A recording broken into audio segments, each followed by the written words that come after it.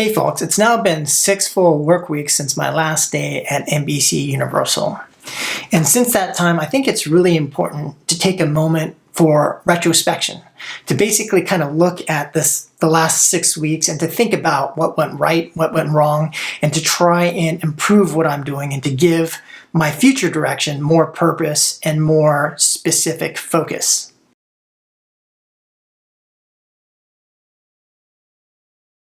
Since that very first day posting on LinkedIn that kind of went viral about being independent, it kind of took me in all sorts of different directions.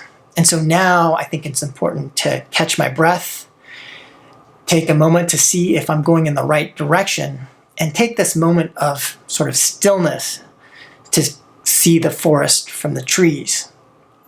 Now, in any of the teams that I'm part of, I strongly advocate this notion of retrospection. But in most organizations that I've been a part of, it actually doesn't happen. And it's kind of funny because when we think about a lot of organizations that have a fairly dramatic focus on product optimizations, how can we make the product better? How do we actually analyze and improve products to a very strong degree? But then when it comes to the team or the organization, there's like this allergic reaction. And so I think that it's very important to have retrospectives, to be honest about our team, our own performance, and to be able to change and improve how we go about doing our work. And retrospection is a key pillar of agile project management for a reason, because it works and it's very effective. In terms of retrospection of my work over the past 6 weeks, I basically just ask 3 key questions. Number 1, what have I done? What have I been able to accomplish? 2, what mistakes did I make? And what kind of impact did those mistakes have on my work? And number 3, what can I do better moving forward, given the lessons that I've learned? And so I'll dive into more detail about each of these areas moving forward right now.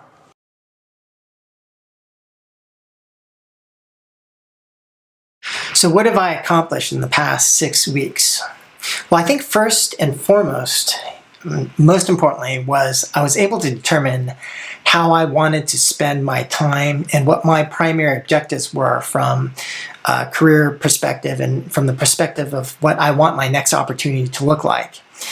And that took the form of 2 primary objectives around education and documentation of best practices, and secondly, in terms of trying to get a world-class team together to make a game.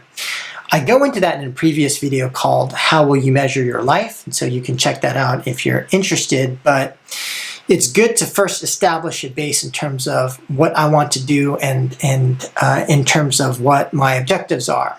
Now from that, the first goal really relates to creating YouTube content, and against that, I was able to, add 235 YouTube subscribers in that time frame, taking me up to 544. Is that great? Well, I mean, I can't really even call myself a YouTuber until I'm at 1,000 subscribers, but you know, a couple hundred YouTube subscribers, not bad. It took me 6 weeks to get there, so I definitely think I need to improve a bit more there. I also did shoot quite a lot of video, so I published 23 videos in that time frame, and I actually shot 22 additional ones that I have in my backlog that I have not yet published. And then on top of that, based on that initial LinkedIn post, I got over 30 requests for consulting, and I did respond and talk to every single one of those requests. And I have published only a few of those videos, which, and the reason for that I'll go into in a little bit. And from the perspective of making a game and getting a team together, I did have some pretty good progress there. And so first I asked Paul Layden to join me, and so he's been working with me on Game Makers and trying to make a game together. I also asked Oudact to join me, which you can see also in a previous video. And so conceptually, we have agreed to try to work together, but as per the previous videos, there are a lot of organizational, legal, and complexities associated with that. But in terms of accomplishments, we were able to talk to FunPlus, who is a key investor in Oudact, and have been able to work out a potential path forward in terms of how we would kind of combine as an entity. On top of that, I also just through an opportunity that popped up with a game studio called Press Forward and with Josh Singer, who runs Press Forward, was able to work on a pretty quick game prototype opportunity where we were able to work together and collaborate on a Star Trek game prototype together. And that video I'll publish in the next week or two, but that was, a lot of fun, and also gave me an opportunity to work with Josh and get to know him a little bit more. So that was pretty awesome. And finally, the last achievement was that I did speak to 3 venture capital firms in terms of potential interest in starting a new game studio, and at least got a little bit of an initial conversation started. Now it's on me to create an investor presentation and get that out to these VC firms. But the actual good news is that 2 of those 3 firms actually reached out to me after seeing some of my LinkedIn posts and YouTube videos. So clearly, it seems like some of the opportunities that I'm pursuing are actually synergistic, and that actually that first objective in terms of documentation and education and through the YouTube channel is actually helping in terms of the aspect in terms of trying to make a game and trying to start a game studio. So those were the primary accomplishments. Now, the tricky part of this is how much did all of these accomplishments actually help me? And so let's get into that in this next section where I talk about mistakes made.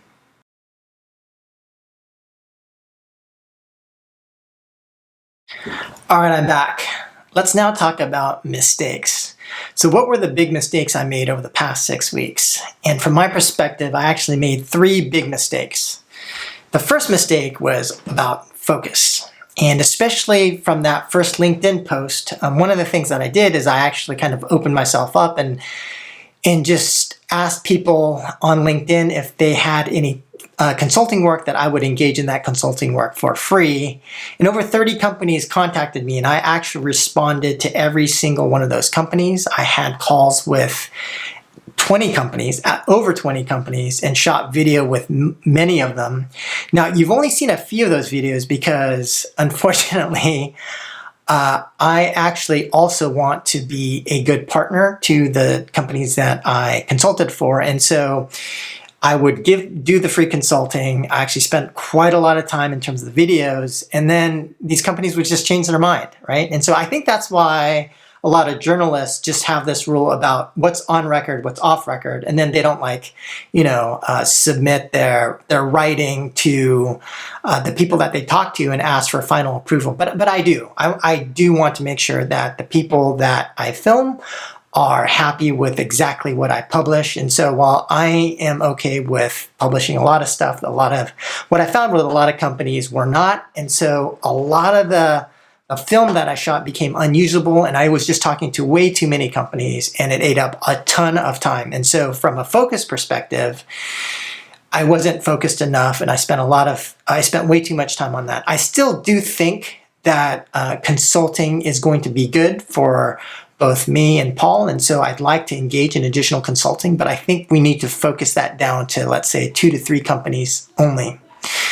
Now, the second mistake that I made was that I just wasn't directed enough against specific goals. And so I was just kind of doing different things and had a vague notion that the work that I was doing was the right thing. But it wasn't pre-planned enough. It wasn't specific enough. I didn't have very specific goals, and I didn't define success against those goals. So what does it mean? What does success mean for me against each of the objectives that I have? And so moving forward, I think I will have to be more specific about that and make sure that I know exactly what is going to help me the most, and that when I do work, I'm really thinking, is the work that I'm doing, is how I'm spending my time going to actually be helping me as much as possible to achieve the objectives that I've set for myself. And finally, the last mistake that I made was in terms of planning.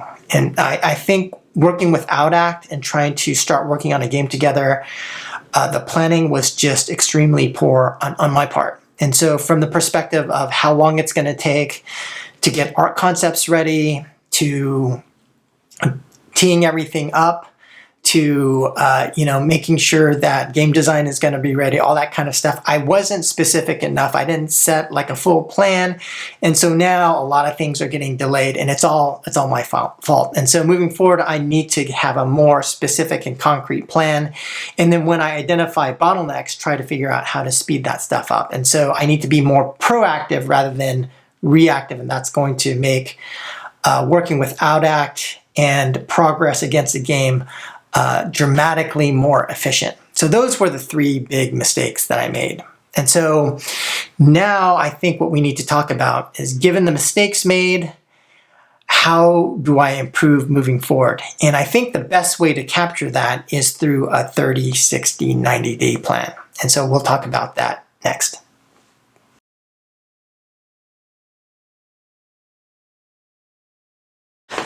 All right, so given the situation, and to make sure that moving forward I am as effective and efficient as possible, I'm going to talk about a 30, 60, 90-day plan for myself.